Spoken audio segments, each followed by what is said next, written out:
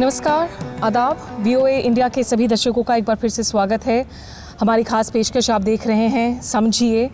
मैं स्मिता शर्मा हूं और इंडिया में इस वक्त चुनाव से जुड़ी हुई जो भी हलचल है, जो बड़ी खबरें हैं, उनको हम आप तक पहुंचाते हैं। थोड़ी इन डेप्थ उस पर हम बात करते हैं।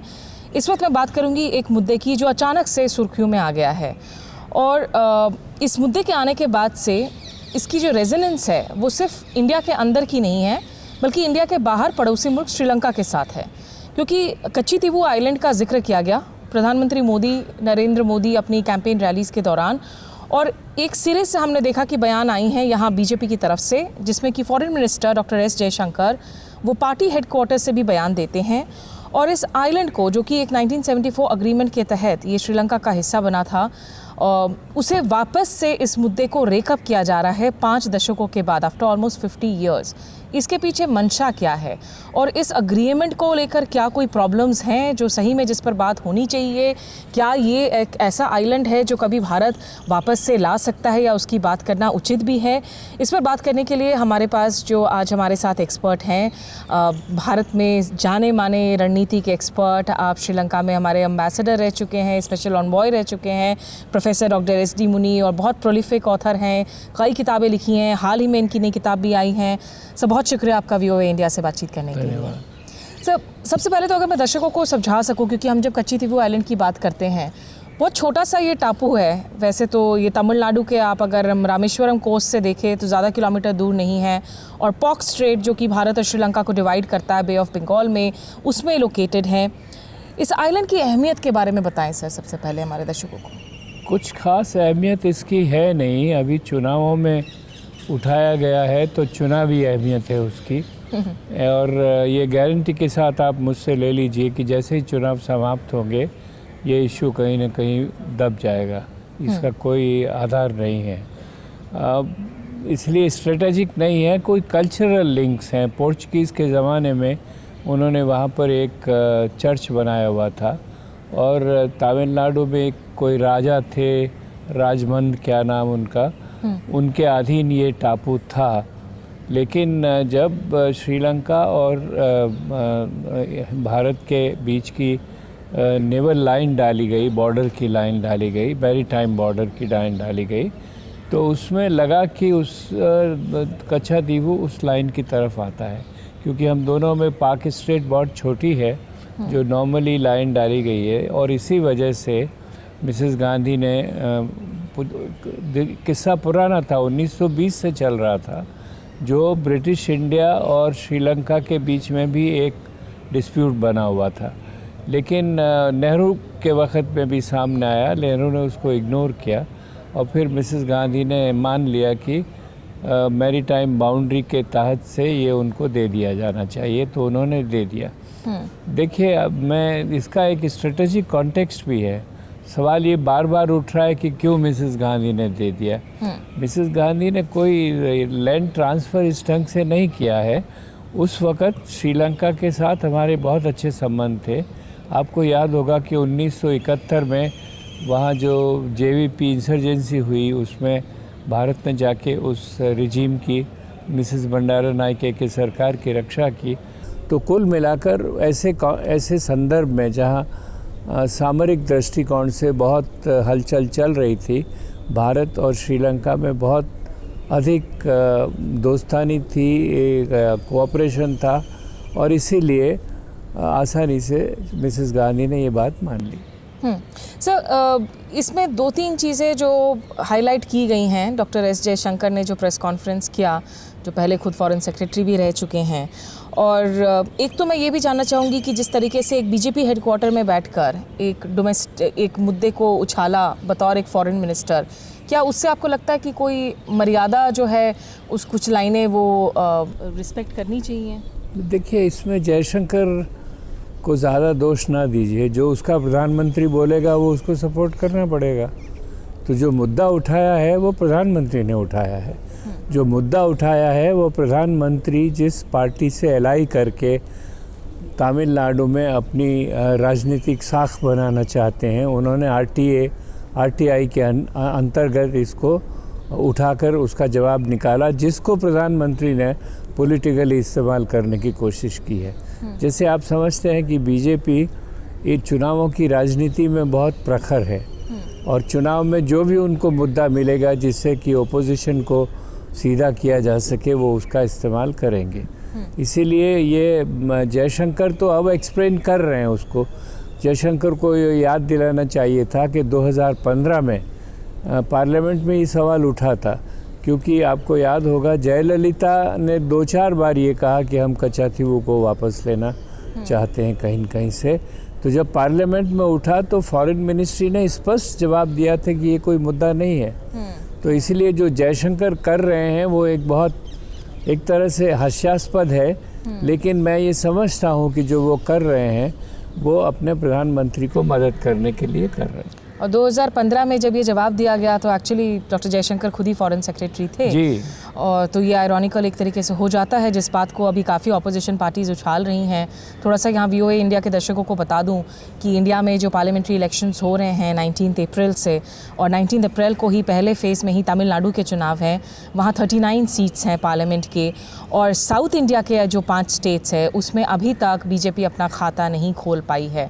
तो हिंदी हार्टलैंड की स्टेट है, वेस्टर्न स्टेट्स में उनकी सीटें आ जाती हैं, लेकिन निश्चित रूप से एक जद्दोजहद चल रही है, एक प्रेस्टीज बैटल चल रहा है कि कैसे सदर्न इंडियन स्टेट्स में बीजेपी अपनी जो है सीटें वो वहाँ पर जीत सके और अपना खाता खोल सके। तो उसके कॉन्टेक्स्ट में भी इन बयानों को देखा जा रहा है।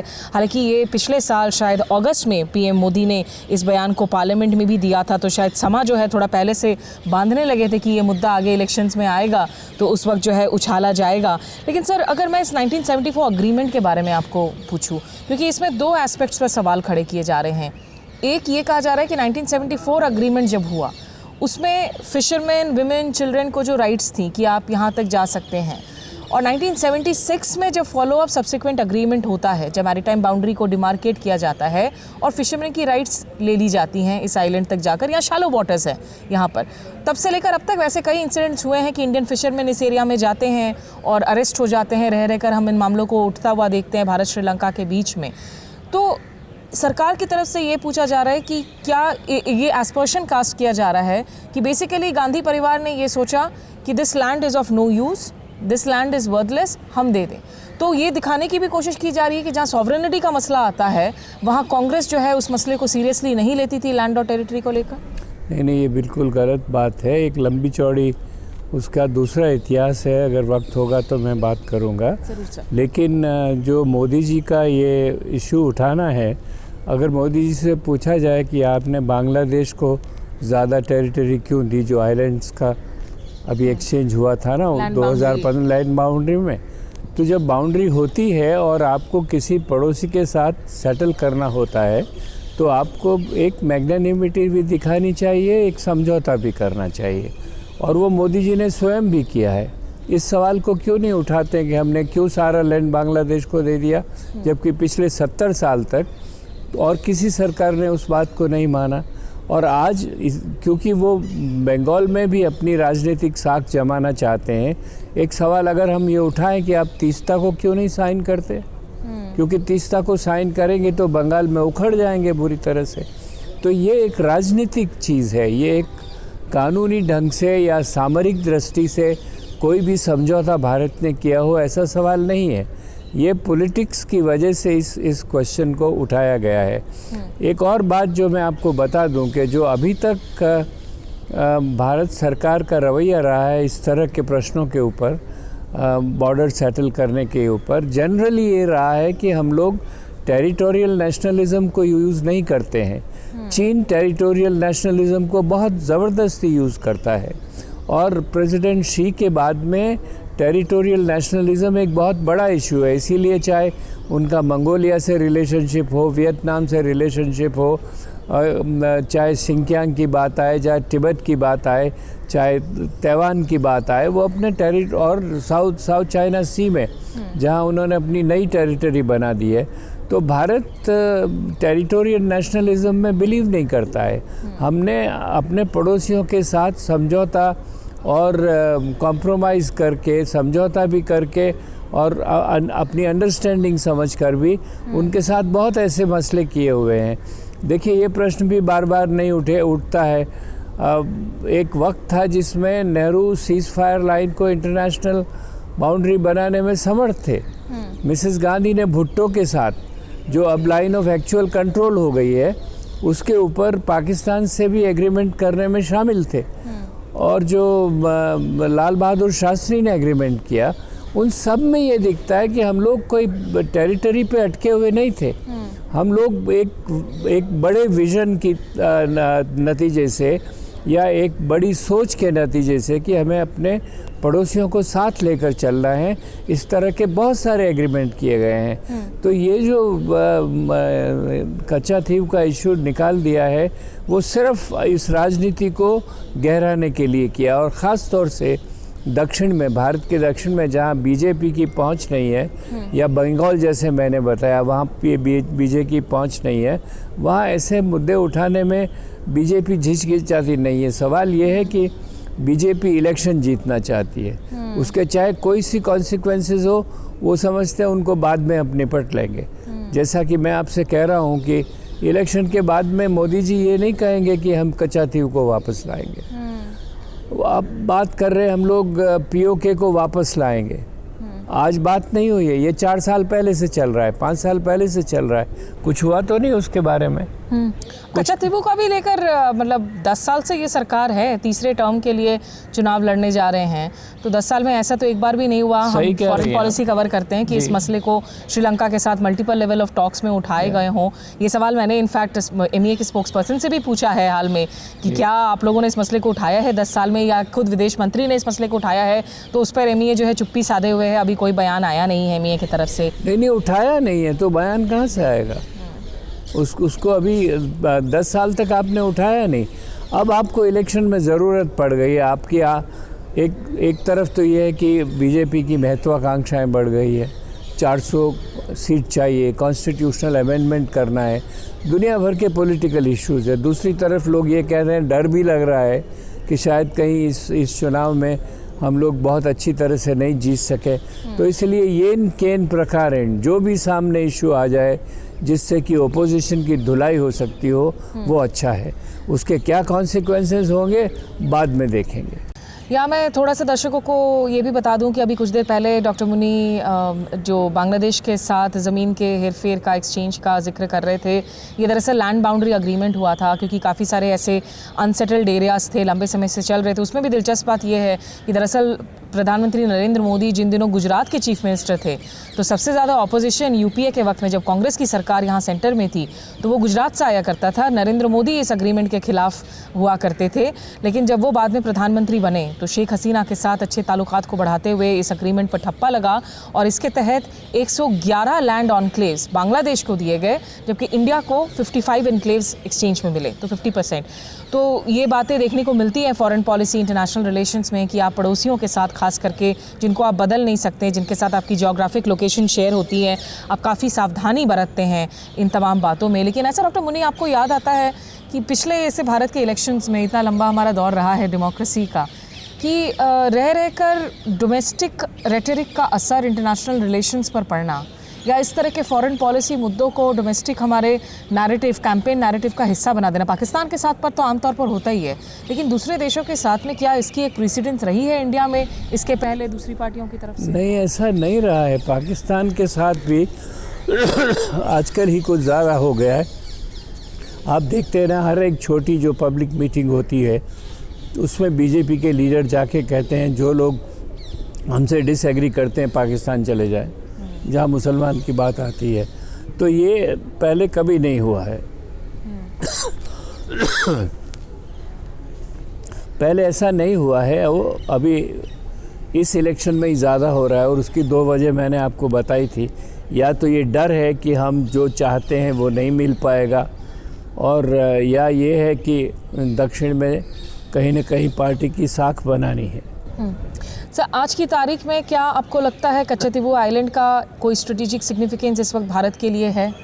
उसको वापस लाने की बात जो अगर वहाँ के तमिलनाडु की अगर रीजनल पार्टियाँ भी बीच बीच में करती हैं, जयललिता करती थी, क्या पॉलिटिक्स असाइड कोई इसकी स्ट्रेटेजिक सिग्निफिकेंस आपको दिखती है? नहीं, स्ट्रेटेजिक नहीं है उसकी, वो फिशरमैन को लेके उसकी रेलेवेंस है। वो इसलिए है कि फिशरमैन और वो भी वो इशू नहीं है, डीप ट्रॉलर्स जो उनके होते हैं उस टेक्नोलॉजी को लेके इशू है। देखिए, इसका अध्ययन करना चाहिए कि क्यों फिशरमैन का इशू इस तरह से चल रहा है। जो फिशरमैन मछली लाता है वो कई सारी ऐसी है जिसमें प्रॉन्स वगैरह आते हैं जिनको एक्सपोर्ट किया जाता है, और बड़े बड़े एक्सपोर्ट सेंटर्स है। फिशरमैन बेचारा क्या खाता है उसमें से, उसको सिर्फ मछली लाने के पैसे मिलते हैं एक्सपोर्ट करने के लिए। और कहीं एक जगह मैंने देखा है कि ये एक्सपोर्ट करीब $500 मिलियन का है। तो अगर उस एक्सपोर्ट को बचाना है, इसीलिए हम लोग बार बार, मोदी जी की सरकार भी बार बार जाके कहती है कि फिशरमैन को छोड़ दीजिए, आप उनको कुछ नहीं कीजिए। उस वक़्त कभी ये नहीं उठाया कि कच्चा थी वो है हमारा, आपका नहीं है, ऐसी बात नहीं हुई है। तो ये बहुत नैरोली इलेक्शन में सेंटर्ड है ये जो इशू है यहाँ पर। और कच्चा थी की बाकी कोई स्ट्रेटेजिक सिग्निफिकेंस नहीं है। आपके पास वाइजैग है, आपके पास तमिलनाडु का पोर्ट है, और उसको स्ट्रेटेजिक सिग्निफिकेंस छोड़िए। हमारी हालत तो ये है कि जो मद्रास का पोर्ट है उससे ज़्यादा इनकम कोलंबो का पोर्ट करता है, जहाँ से भारत का सामान जाता है बाहर। भारत का सामान बाहर जाने के लिए लोग कोलंबो के पोर्ट को इस्तेमाल करते हैं। हमारी एफिशिएंसी नहीं है। अब बढ़ा रहे हैं ये लोग, सागर जो कॉन्सेप्ट दिया है उसके अंडर भी बढ़ा रहे हैं, तो वो बात अच्छी है। लेकिन सवाल ये है कि ये एक स्ट्रेटेजिक इशू नहीं है, इसमें इकोनॉमिक्स इन्वॉल्व है थोड़ी बहुत। वो है तमिलनाडु के मछुआरों की इकोनॉमिक्स इन्वॉल्व है, पॉलिटिक्स इन्वॉल्व है इसमें बहुत ज़्यादा। और अब ये डोमेस्टिक पॉलिटिक्स आई है। डोमेस्टिक पॉलिटिक्स में कभी भी ऐसा पाकिस्तान के अलावा और चीन के अलावा, और वो भी मैं समझता हूँ चीन और पाकिस्तान कभी बड़े इशू नहीं बने। बल्कि चीन को लेकर तो सरकार बड़ी कॉशियस रहती है, खामोश रहती है, बोलती नहीं है जो भी हो रहा है लाइन ऑफ एक्चुअल कंट्रोल में। सर, दो आखिरी सवाल आपसे जानना चाहूँगी। इस मुद्दे को जिस तरीके से उछाल रहे हैं, श्रीलंका में आपको लगता है इससे डिस्कम्फर्ट होगी, और खास करके ऐसे वक्त में जब रिलेशनशिप वापस से स्टेबलाइज हुए हैं? नहीं, उससे बिल्कुल डिस्कम्फर्ट हो गया। हमारे श्रीलंका ने ऑलरेडी स्टेटमेंट में दिया है इसके बारे में, और वो लोग काफ़ी चिंतित है कि ये सवाल क्यों उठाया जा रहा है इस ढंग से। तो श्रीलंका में होगा, परेशान होगी वो, क्यों नहीं होगी।